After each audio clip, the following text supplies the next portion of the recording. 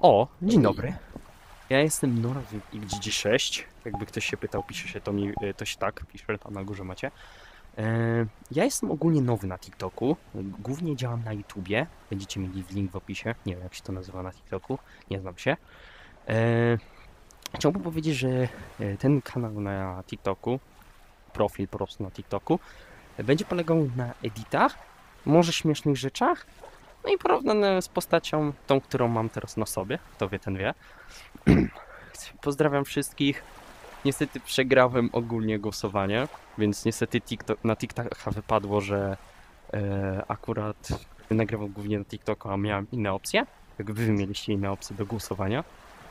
Wygrał TikTok. You welcome. Elo.